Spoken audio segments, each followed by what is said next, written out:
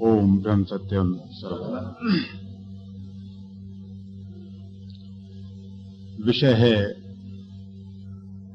ईश्वर सिमरन द्वारा मानव का कल्याण कैसे। ये विषय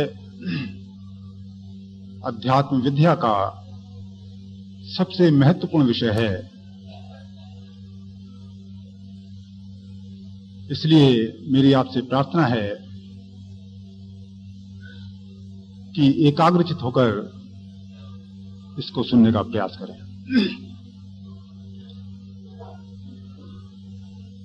इस विषय को पूरी तरह से समझने के लिए इसमें जिन शब्दों का प्रयोग हुआ है, प्रत्येक शब्द को यदि ठीक प्रकार समझ लिया जाए तो यह पूरा विषय आपकी स्वतः ही समझ में आ जाएगा।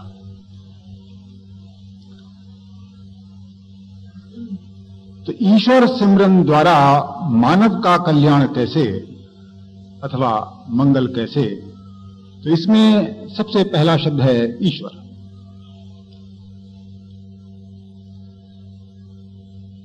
ईश्वर क्या है?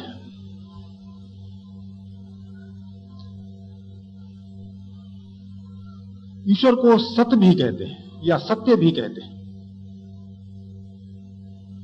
तो सत उस वस्तु को कहते हैं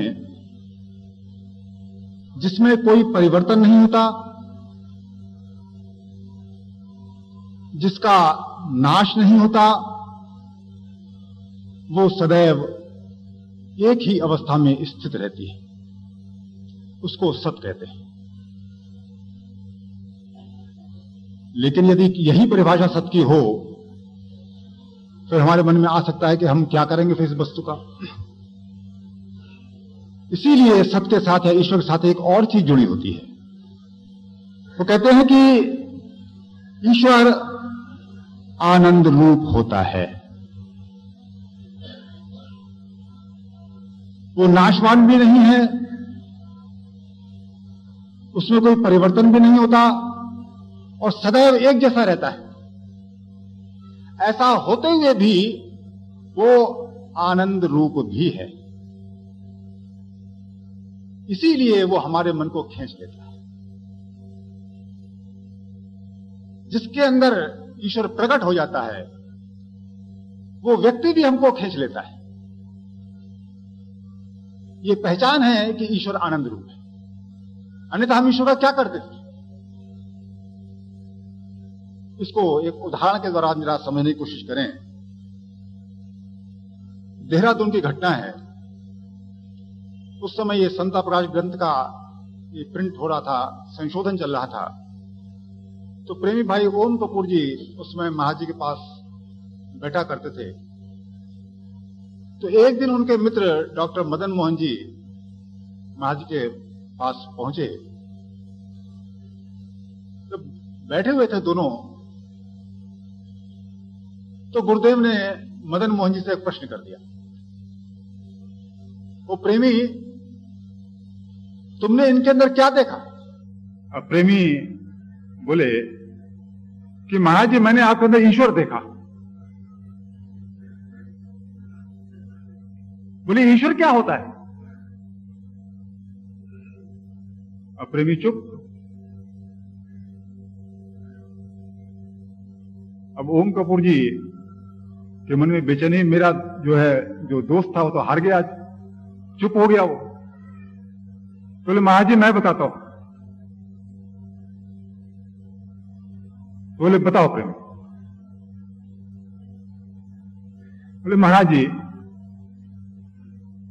मैं बराबर टेंट में ठहरा हुआ हूं, आप मुझको 3 बार वहां भेज चुके हैं कि प्रेमी जाओ, और काम छोड़ के फिर मैं आपके पास आ जाता हूं। तो पता नहीं आपके अंदर क्या जादू है कि बार बार मुझे आपकी तरफ खींच लाता है। तो गुरुदेव बोले हां प्रेमी तुम ठीक कहते हो। तो यही आनंद है। कि जीव को उस सत्पुरुष के पास बैठकर आनंद की अनुभूति होती है। उसको एक्सप्लेन तो नहीं कर सकता, उसका वर्णन तो नहीं कर सकता, लेकिन अनुभव कर सकता है कि कोई चीज को खींच रही है। जैसे कि सुंदर दृश्य आपको खींचता है, सुंदर रूप आपको खींचता है, सुंदर वस्तु आपको खींचती है, ठीक उसी प्रकार सत्पुरुष के अंदर जो आकर्षण होता है, क्योंकि वहां प्रभु का आनंद हिलोरे ले रहा है, इसलिए वो आनंद उनके चारों तरफ वातावरण में भी फैला होता है। जो जीव भी उस वातावरण में पहुंचेगा, उस सीमा के अंदर पहुंचेगा, वो भी आकर्षित हो जाता है। तो ईश्वर सबके साथ साथ आनंद रूप भी है। अगला शब्द इसमें प्रयोग हो रहा है इस विषय में, सिमरन। सिमरन क्या होता है? किसी चीज को बार बार याद करना, इसी को सिमरन कहते हैं। सिमरन का मतलब है स्मरण। तो किसी भी वस्तु को, किसी भी बात को, किसी भी चीज को बार बार याद करना, ये सिमरन कहलाता है। लेकिन सिमरन भी दो प्रकार का होता है। एक तो आप किसी चीज को याद करते हो, लेकिन कुछ चीज आपको याद आती रहती है। आप करते नहीं हो, याद आपको आती रहती है। जैसे कि जो ईश्वर के नाम का जाप करते होंगे, उनको तो बड़ा अनुभव होगा इस बात का कि मंत्र का जाप करने बैठे, अन्य विचार, अन्य संकल्प दिमाग में बार बार आ रहे हैं, उनको हम भगाने की कोशिश कर रहे हैं, फिर भी आ रहे हैं। रात को चैन से सोने के लिए लेटे हम, वहां तरह तरह के संकल्प उठ रहे हैं, या तो नींद नहीं आ रही है, आगे तो स्वप्न आ रहे हैं। तो एक तो हम याद करते हैं और एक याद हमको आती है। इस तरह से दो प्रकार का सिमरन हमारे साथ चला करता है।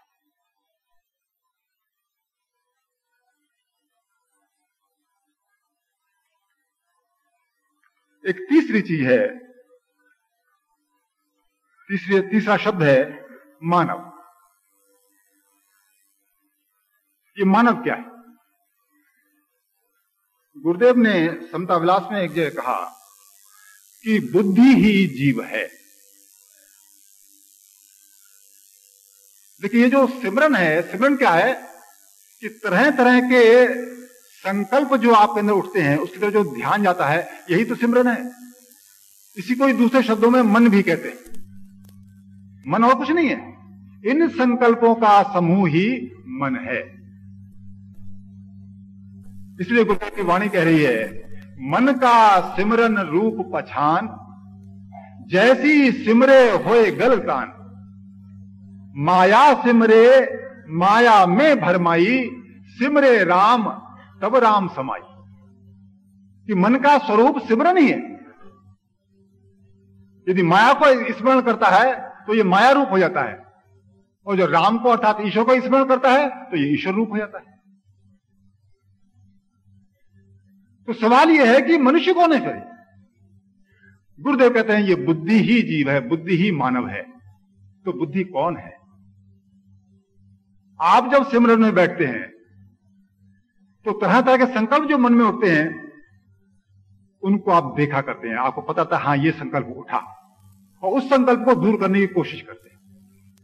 तो इन संकल्पों का जो दृष्टा है, या इन संकल्पों को जो देखने वाली सत्ता इस शरीर में मौजूद है, यही मैं हूं या यही मनुष्य है। इसी को ही बुद्धि भी कहते हैं। ये निश्चय भी करती है क्या ठीक है क्या गलत है, क्या करना है क्या नहीं करना है, और ये संकल्पों का दर्शन भी करती है, संकल्पों की दृष्टा भी। तो यही मनुष्य है, और कल्याण भी इसी मनुष्य का, इसी बुद्धि का, इसी जीव का होना है। तो अगर आगे कहते हैं कल्याण या मंगल, तो ये कल्याण क्या है?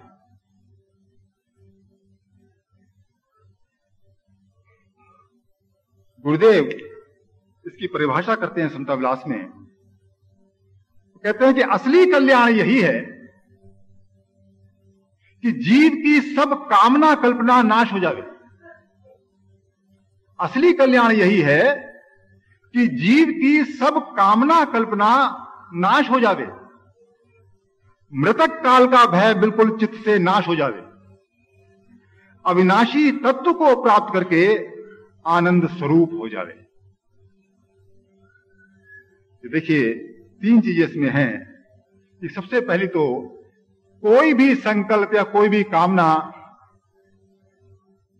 हमारे अंदर ना रहे। जब संकल्प ही खत्म हो गया और विचार करने की बात है, इसका मतलब हुआ कि मन ही वहां से समाप्त हो गया, क्योंकि मन तो सिमरन रूप है, संकल्प रूप है। जब संकल्प खत्म तो मन की सत्ता भी वहां पर खत्म हो जाती है। और इसके साथ साथ कहते हैं कि मौत का भय बिल्कुल नाश हो जावे। तो भय भी मन में ही होता है, भय का भी तो एक संकल्प ही होता है। तो जब उसका कल्याण होता है उस समय उसके अंदर मौत का भय नहीं रहता। और कहते हैं कि अविनाशी तत्व को प्राप्त करके आनंद स्वरूप हो जाते। ईश्वर का दर्शन करके, ईश्वर को प्राप्त करके वो ईश्वर रूप ही हो जावे, क्योंकि ईश्वर आनंद रूप है। इसीलिए एक अन्य जगह उन्होंने परिभाषा की, वो भी सुन ले हम जरा। वो कहते हैं कि अहंकार रहित होकर परमानंद स्वरूप में लीन होना ही कल्याण है। तो अहंकार रहित होकर परमानंद स्वरूप में लीन होना ही कल्याण है। ये इससे आगे और बढ़कर ये बात करें, अहंकार किसको है? बुद्धि को ही तो अहंकार है कि मैं करता हूं। यही तो मानव है, यही तो जीव है, यही तो संकल्प विकल्प या मन का दृष्टा है। यह बुद्धि ईश्वर में लीन हो जाती है। जैसे ये बुद्धि दृष्टा है, ऐसे ईश्वर भी दृष्टा है।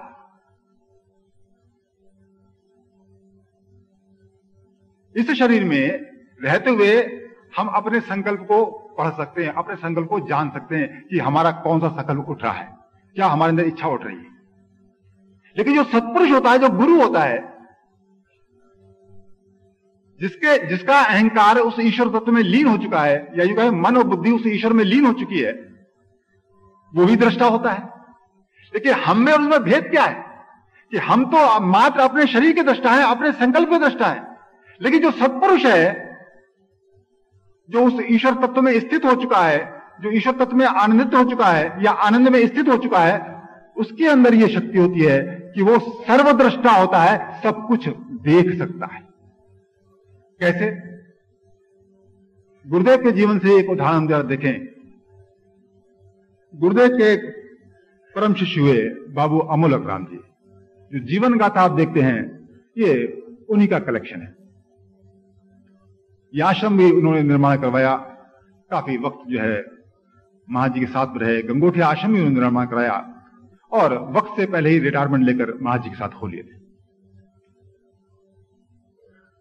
तो जब गुरुदेव के संपर्क में आए और उनसे जब दीक्षा ली, उसके पश्चात एक दिन गुरुदेव उनके पास पहुंचे।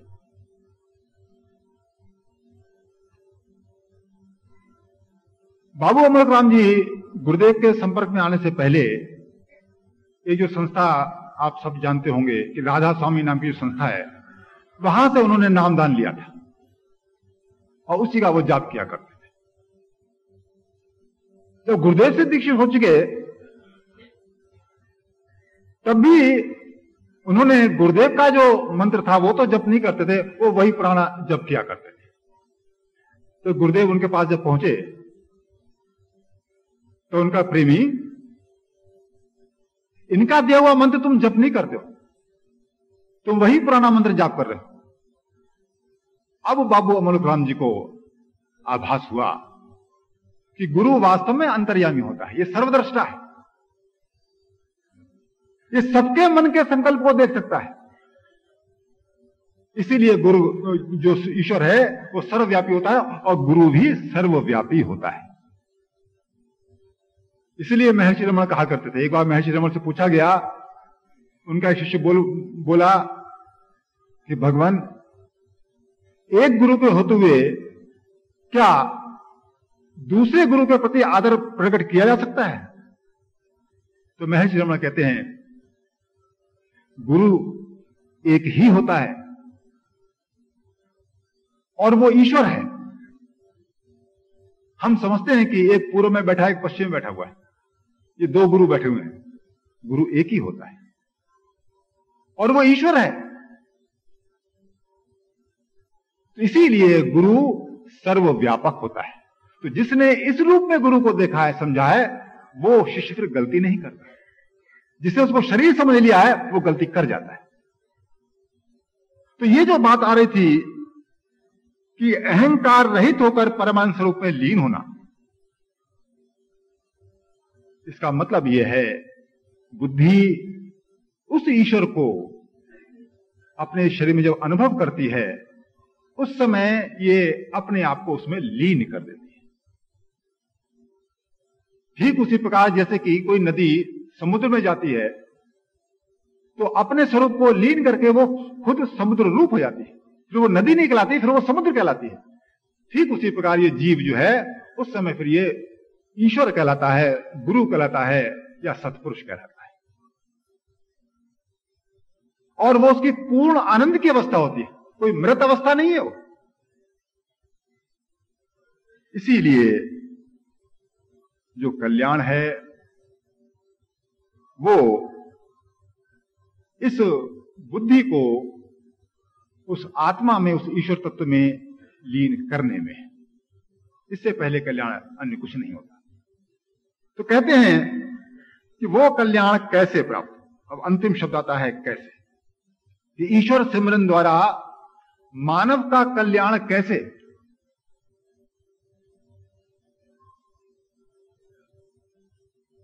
तो जब बात कैसे की आती है कि किस प्रकार कल्याण हो, तो इसके लिए सबसे पहली कंडीशन है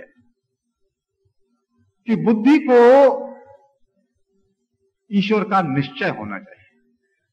इसीलिए समता विलास में एक जगह आया कि आत्मा का निश्चय ही कल्याण का मूल है, कल्याण की जड़ है। तो कल्याण का पौधा जहां से उगना है वो जड़ से ही तो पौधा उगेगा। तो जड़ क्या है, वो ईश्वर विश्वास या आत्मनिश्चय ही ये कल्याण की जड़ है।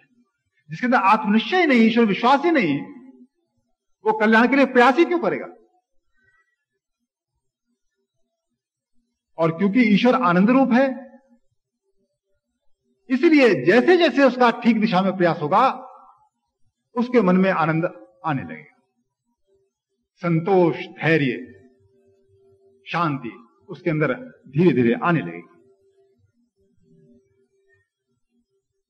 तो जब कल्याण रूप ईश्वर है, इसका मतलब हो गया कि सत सिमरन से ही मनुष्य का कल्याण संभव है। अर्थात सत कहते हैं ईश्वर को, अर्थात ईश्वर सिमरन से मनुष्य का कल्याण संभव है, अन्यथा कल्याण का कोई मतलब ही नहीं होता है। तो अब आगे प्रश्न उठता है कि फिर उसका सिमरन हो कैसे। उसके लिए महर्षि रमण ने एक बड़ा अच्छा छोटे से उत्तर के रूप में एक प्रश्न का उत्तर उन्होंने दिया था। एक प्रश्न उनके सामने रखा गया कि आत्मा का दर्शन कैसे प्राप्त किया जा सकता है, अर्थात ईश्वर का दर्शन कैसे प्राप्त किया जा सकता है। तो महर्षि रमण ने एक 2 पंक्ति का उत्तर दिया। उन्होंने कहा कि आत्मा, ईश्वर, गुरु, कुंडलिनी और मंत्र ये एक ही चीज है। इसमें से किसी एक के प्रति अपने आप को समर्पित कर दो, आत्मा व्यक्त हो जाएगी। फिर सुने, जब कहा गया कि ईश्वर दर्शन कैसे प्राप्त हो सकता है, तो महर्षि रमण कहते हैं कि आत्मा, ईश्वर, गुरु, कुंडलिनी और मंत्र ये एक ही चीज है। इसमें किसी भी एक के प्रति अपना समर्पण कर दो, आत्मा व्यक्त हो जाएगी, अर्थात ईश्वर का दर्शन प्राप्त हो जाएगा। तो अब सवाल है कि सबसे पहले कह दिया उन्होंने कि ईश्वर के प्रति समर्पण कर दो, अब कैसे करो? ये प्रश्न तो उठता है मन के अंदर कि ईश्वर को हम जानते नहीं, उसको देखा नहीं, उसके प्रति समर्पित कैसे हो जाए? हाँ, ये बात बिल्कुल ठीक है, हम ईश्वर के प्रति समर्पित नहीं हो सकते। मुंह से तो कह सकते हैं बहुत कुछ, लेकिन कर्म में वो बात हमारे नहीं आएगी। जब ईश्वर हमारे सामने प्रकट ही नहीं तो समर्पण की बात ही खत्म हो जाती है। तो फिर भी कहीं तो वो ऐसा होता होगा कि ईश्वर के प्रति समर्पण होता होगा। हाँ, होता है। तो गीता इस बारे में क्या करेगी? गीता के 13वें अध्याय में एक श्लोक में आता है, वहां कहते हैं कि ध्यानेन आत्मनि पश्यन्ति केचित आत्मानम आत्मना। कहते हैं कि परमात्मा को कितने ही मनुष्य शुद्ध हुई सूक्ष्म बुद्धि से ध्यान के द्वारा हृदय में देखते हैं। सूक्ष्म बुद्धि से ध्यान द्वारा हृदय में देखते हैं। इसका मतलब यह है कि ईश्वर जिनके अंदर प्रकट है उसका वो ध्यान किया करते हैं। जैसे कि आप कोई वस्तु आपके सामने यदि आंखों के सामने उपस्थित है तो आपको ध्यान से उसको देख सकते हो, नहीं देख सकते हो? ठीक उसी प्रकार उसका वो ध्यान किया करते हैं। इसी को गुरुदेव आपने मंगलाचरण में देखा होगा, एक पंक्ति आती है, दुविधा मिटे मंगल होए जो चरण कमल चित था। वहां जब मंगल की या कल्याण की बात आती है तो कब दुविधा खत्म कब होती है? दुविधा का मतलब है मन के संकल्प विकल्प ही दुविधा है, अन्य कोई दुविधा नहीं होती। मन के संकल्प विकल्पों को ही दुविधा कहा जाता है। तो कहते हैं दुविधा मिटती कब है? जब चरण कमल में चित्त स्थित होता है। और समता विलास में गुरुदेव चरण कमल का अर्थ लिखते हैं, चरण कमल का अर्थ लिखते हैं वो आत्मध्वनि। आत्मध्वनि का मतलब होता है नाद, जिसको आप ओम करके जानते हैं। तो नाद जब अंदर प्रकट होता है, उस नाद पे जो ध्यान किया जाता है, इसी को चरण कमल का ध्यान करना कहते हैं। तो ये तो वही कर सकता है जिसके अंदर नाद प्रकट हो। जैसे गुरुदेव के बचपन से ही देख लें, होश आते ही उनको इस बात का पता था कि ईश्वर क्या है, और उनकी जो घोर साधना है बचपन से जो है, जो आप जीवनी में पढ़ते होंगे, देखते हैं किस प्रकार से वो उस आनंद में लीन रहा करते थे बचपन से ही। तो जिनके अंदर ईश्वर बचपन से प्रकट है, ये काम वो लोग कर सकते हैं। लेकिन इसके बाद क्या कहती है गीता? अगले श्लोक में कहते हैं, अन्ये तु एवं अजानन्ता शुद्ध्वा अन्येभ्यः उपासते। परंतु अन्य लोग इस प्रकार ना जानते हुए दूसरों से अर्थात तत्व के जानने वाले सत्पुरुषों से सुनकर ही उपासना करते हैं। तो जो अन्य लोग हैं जिनके अंदर वो नाद प्रकट नहीं है, ये तो उसी के अंदर प्रकट हो सकता है जो पूर्व जन्म में जिसने जो है वो कुछ साधना करके कोई अवस्था प्राप्त करके ये चोला छोड़ा हो, तो वो अवस्था उसको बचपन से ही प्राप्त हो जाती है, इसलिए उसके लिए तो ये संभव है। ऐसे जिन जो संस्कारित लोग नहीं है, वो फिर क्या करते हैं, जो सिद्ध पुरुष होता है, जो गुरु होता है, वो जो बताता है साधना, उससे सुनकर वो साधना किया करते हैं। तो ये उस साधना की बात जो है ये गीता कर रही है। तो अब महर्षि रमण की हम बात जरा रिपीट करके देखें। उन्होंने कहा था कि आत्मा, ईश्वर, गुरु, कुंडलिनी और मंत्र एक ही चीज है। इसमें से किसी के प्रति भी समर्पित हो जाओ, आत्मा व्यक्त हो जाएगी। तो आत्मा या ईश्वर तो हमारे अंदर प्रकट नहीं है। तो दूसरा होता है कि गुरु यदि किसी को उपलब्ध हो, पूर्ण सिद्ध पुरुष, तो कुछ सोचने की जरूरत नहीं है, जैसा वो कहता है उसके प्रति समर्पित हो जाओ और जैसा वो कहता है करना शुरू कर दो। जिसके बारे में गीता में जो है भगवान कृष्ण अर्जुन से कह रहे हैं, सर्वधर्मान परित्यज्य मामेकम शरणम व्रज। ये उस शरणागति की बात है। लेकिन जिनके पास वो फिजिकल रूप में वो गुरु भी उपलब्ध नहीं, वो क्या करें? वो तीसरी बात महर्षि रमण कहते हैं कि मंत्र के प्रति समर्पित हो जाओ।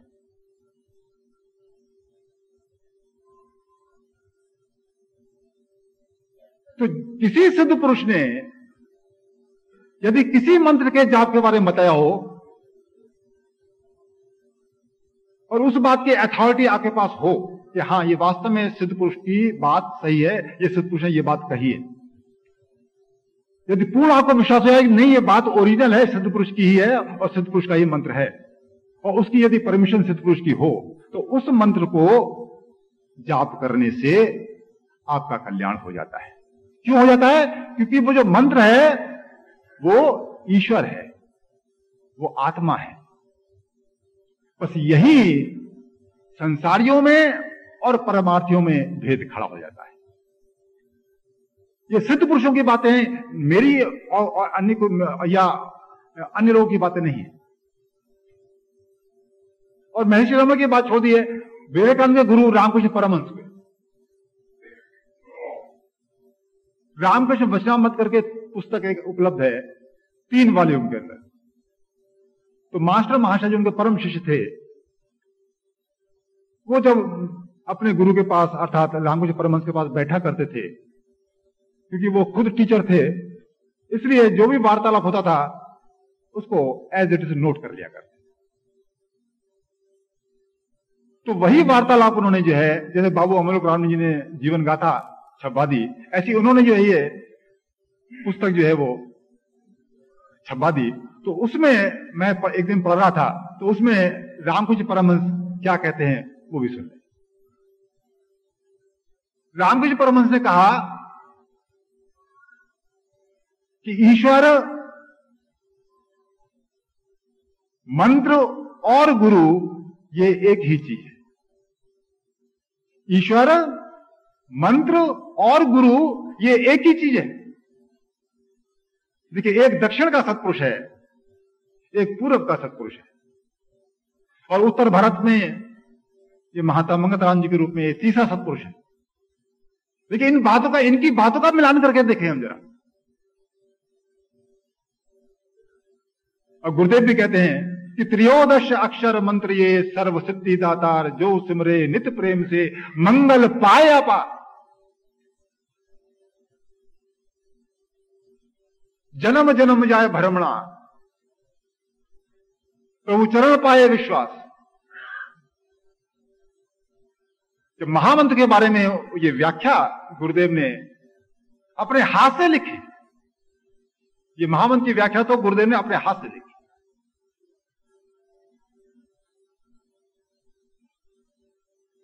तो ये बात कैसे से, वो कहते हैं कि ये मंत्र आपका मंगल करेगा, आपका कल्याण करेगा, और कल्याण आपका ईश्वर के अलावा कोई कर नहीं सकता। सारी फिलॉसफी तो यही बात कह रही है कि कल्याण रूप ईश्वर है, इसीलिए ईश्वर के अलावा अन्य कोई वस्तु आपका कल्याण कर ही नहीं सकती। इसीलिए मंत्र जब तक स्वयं ईश्वर ना हो, तेरा कल्याण संभव कैसे हो सकता है? ये सारे गुरुओं की जरूरत यहीं पर आके महसूस होती है।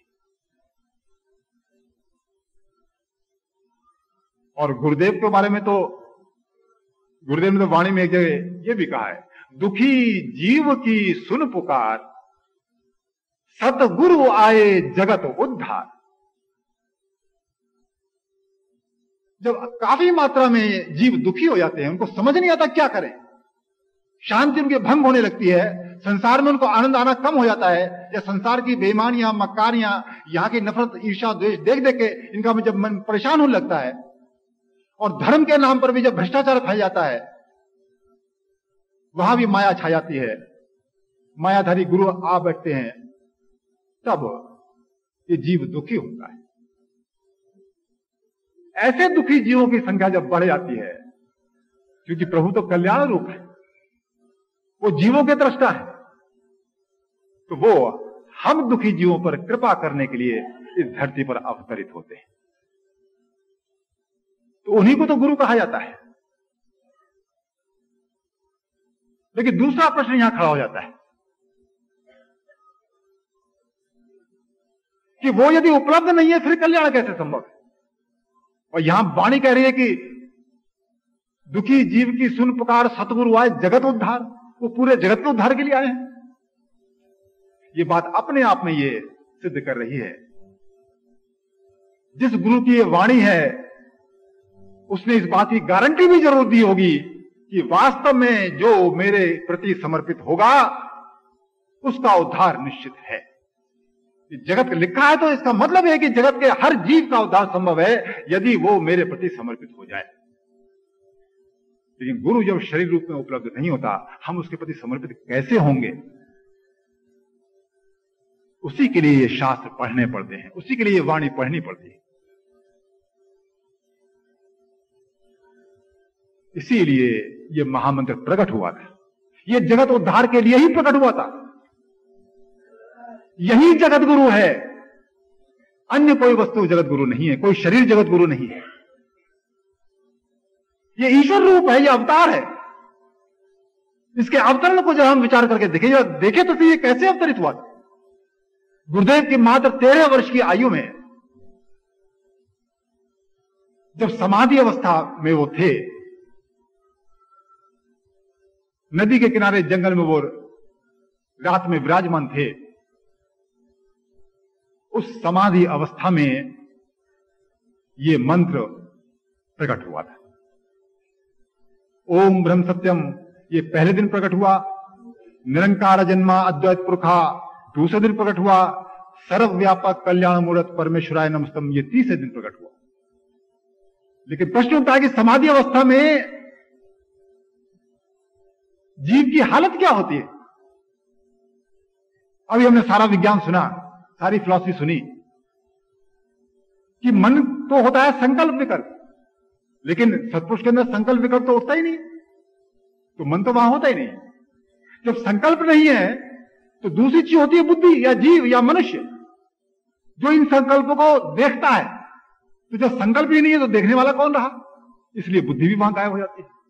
तो ये मन और बुद्धि ये दोनों ही वहां होते ही नहीं है, वहां केवल ईश्वर ही ईश्वर होता है, जिसको हम नाद ब्रह्म कहा करते हैं, शब्द ब्रह्म कहा करते हैं, इसको हम ओम कहा करते हैं। तो जिस शरीर में केवल नाद ही नाद है, तो वहां विचार करने वाली सत्ता तो है ही नहीं, वहां विचार तो कोई हो ही नहीं सकता। इसलिए यदि कुछ भी वहां प्रकट होता है वो नाद ही है, वो नाद का ही अवतार है या ईश्वर का ही अवतार है। इसीलिए जब ये मंत्र समाधि अवस्था में प्रकट हुआ, ये ईश्वर का अवतार है। इसको बड़े ही सुंदर शब्दों में महर्षि रमण व्याख्या करते हैं। सर्वज्ञान ज्ञानोत्तर एक आगम शास्त्र है, 28 आगम शास्त्र में एक सर्व ज्ञानोत्तर भी है। उसका एक चैप्टर है आत्म साक्षात्कार। उस आत्म साक्षात्कार का चैप्टर का ट्रांसलेशन महर्षि रमण ने खुद अपनी कलम से किया। और जो सत्पुरुष यदि कोई ट्रांसलेशन करते हैं, जैसे महात्मा मंगलराम जी गुरुदेव किसी चीज की व्याख्या कर दें या ट्रांसलेशन कर दें, तो वो क्योंकि ईश्वर ही ट्रांसलेशन कर रहा है, उसमें तो गलती हो ही नहीं सकती, वो तो सत्य ही होगा। वो शास्त्र प्रमाण माना जाता है, शास्त्र ही माना जाता है। तो महर्षि रमण ने जब उसका ट्रांसलेशन किया, तो उसमें एक पंक्ति जो हालांकि वो ट्रांसलेशन लंबा चौड़ा नहीं है, 2-2.5 पेज का है, तो उसमें एक पंक्ति बीच में आती है जो मैंने नोट की थी अपनी डायरी में, वो मैं आपको सुनाता हूं। वहां वो लिखते हैं, मंत्र आत्मा का स्थूल रूप है।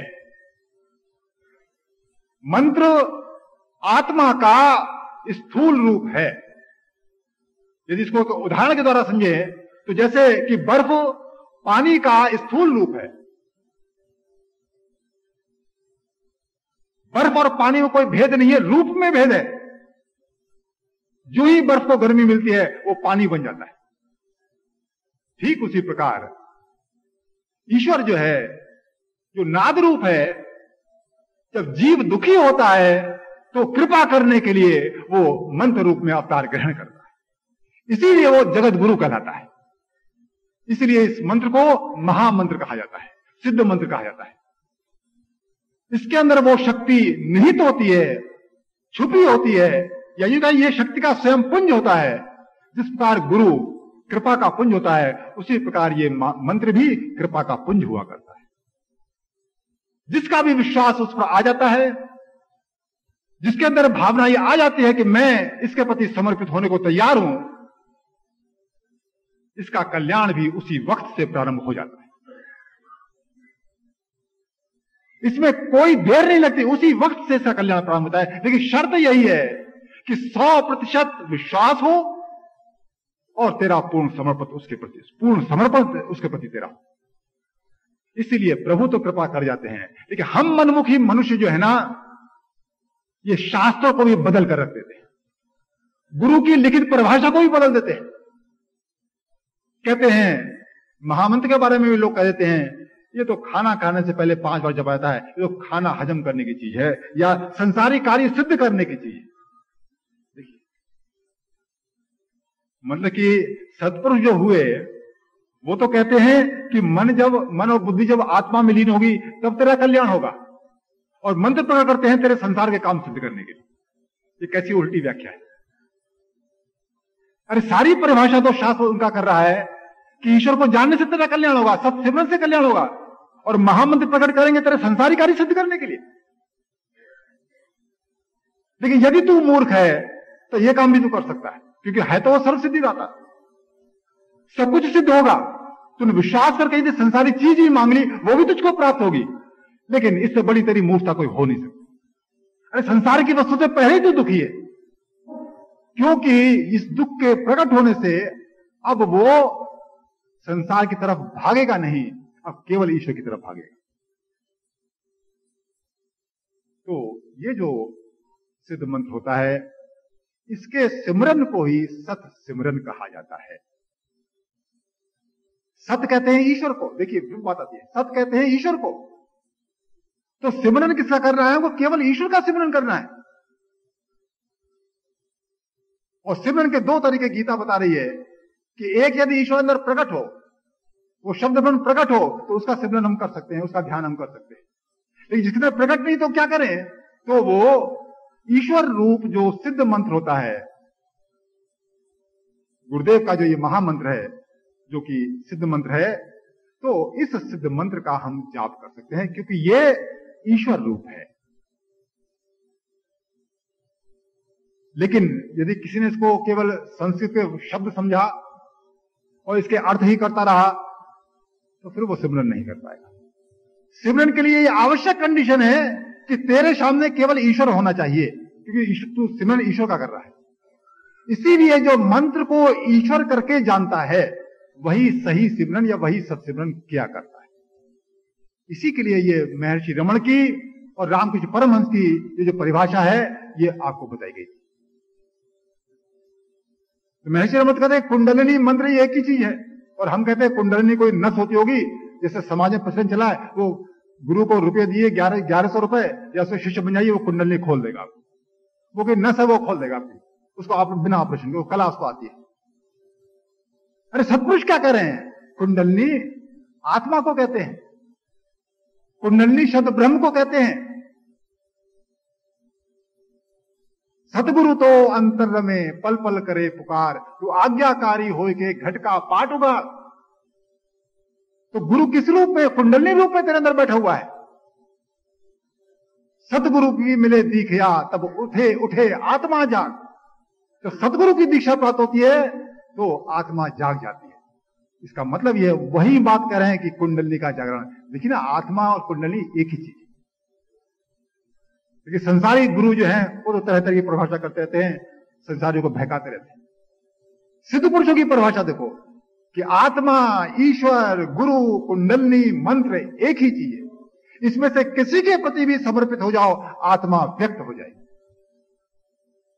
तो हमारा इससे बड़ा सौभाग्य क्या होगा इस घोर कलयुग में कि एक फरिश्ता हमारे सामने आया, उस प्रभु ने भेजा और प्रभु सिद्ध मंत्र के रूप में, महामंत्र के रूप में हमारे सामने प्रकट हो गए, और फिर भी यदि हम मूर्खता करते रहें, उसके प्रति अपने आप को समर्पित ना करें, तो इससे बड़ा दुर्भाग्य हमारा नहीं हो सकता। साक्षात ईश्वर हमारे सामने मौजूद है,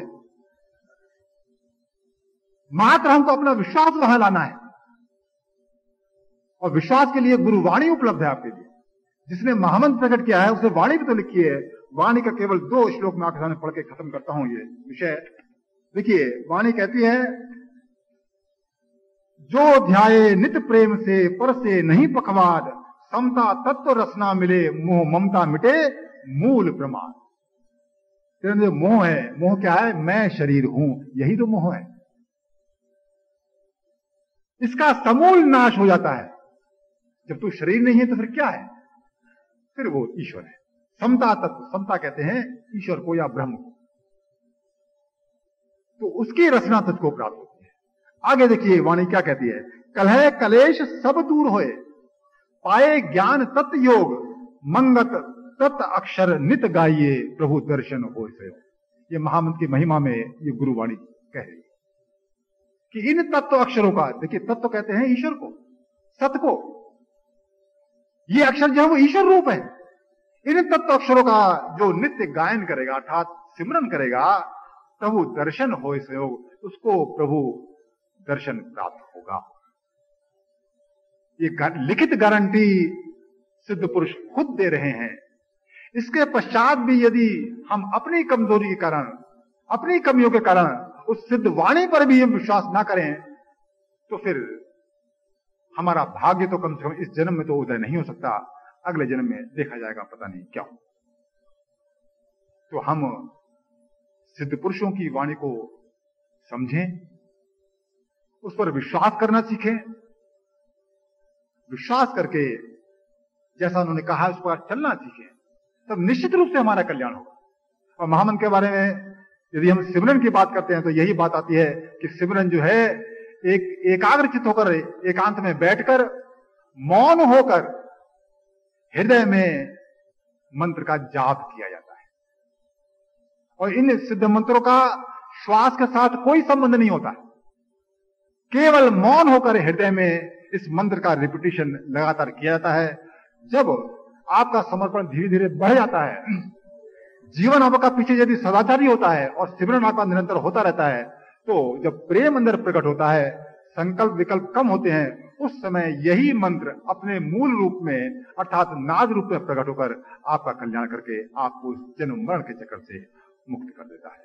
ओम ब्रह्म सत्यम सत्य। ये संसार सराए,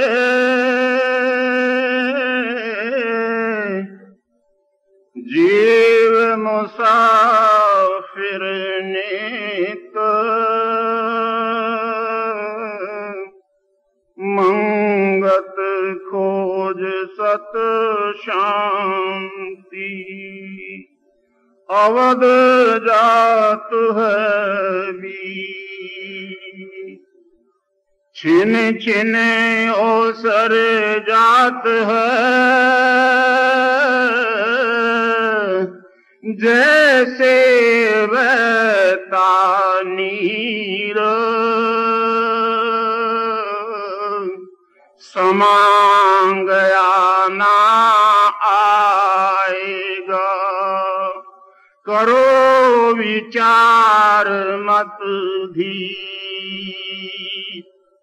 जो आया तिस जाना, ये खरा खरा ना खेल, रहना किसे नहीं पावना, जो जुग चारे में धरती गई नीर में, नीर को पावक खाए, पवन गिरा से पावक, आकाश में पवन समान। तत्वों में सब तत्व मिले, रूप रंग मिट जाए। ये ही कला शरीर की, छिन छिन रूप वटा। बाला बन को जो बन खाए, गई जरा जो बन को खा। काल जरा को खा गया, मंगत जीव पछता। बाला बन को जो बन खाए, गई जरा जो बन को खा। काल जरा को खा गया, मंगत जीव बचता। ओम ब्रह्म सत्यम सर्वधा।